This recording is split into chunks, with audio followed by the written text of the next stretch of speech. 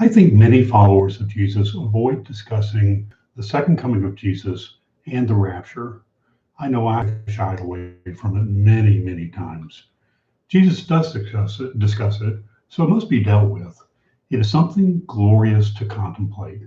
I will get to see Jesus in the power of God arrive as the King of God's country. Now that is some great news. The rapture and the second coming of the Messiah. However, rapture is when Jesus will return to remove the church, all the believers in the Messiah, from the earth. The rapture is described in First Thessalonians and First Corinthians. Believers who have died will have their bodies resurrected, and along with believers who are still living, they will meet the Master in the air. This will all occur in a moment, in a twinkling of an eye. The second coming is when Jesus returns to defeat the Antichrist, destroy evil, and establish his millennial kingdom. So we listen to Jesus in Matthew 24.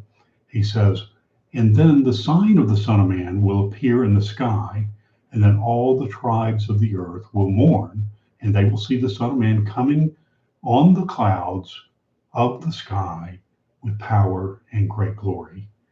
And in Matthew 7:16, he says, "For the Son of Man is going to come in the glory of his Father with his angels, and will then repay every man according to his deeds." Matthew 25, "When the Son of Man comes in his glory, and all the angels with him, then he will sit on his glorious throne." Mark 14, Jesus said, "I am, and you shall see the Son of Man sitting at the right hand of power and coming with the clouds of heaven." Luke 12, "You too be ready, for the Son of Man is coming at an hour that you don't expect." John 14, twice early in the scripture, he says, "If I go and prepare a place for you, I will come again and receive you to myself, that where I am, there may you be also." And again later, "You have heard that I said, I go away, and I will come back to you. If you've loved me, you would have rejoiced, because I go to the Father, and the Father is greater than I."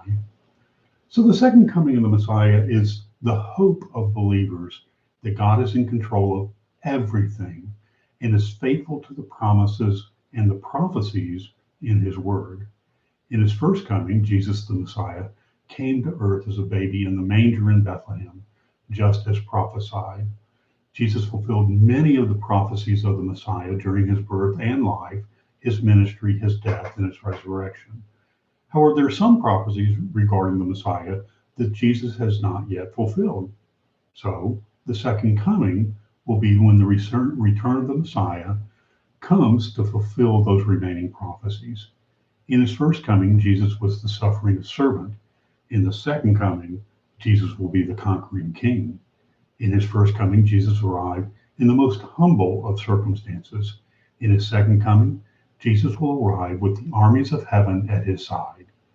So Jesus, the Messiah, will return visibly and in glory at the end of history to raise the dead, judge the world, destroy all evil and all opposition to God, and consummate his kingdom in the country where Jesus is king.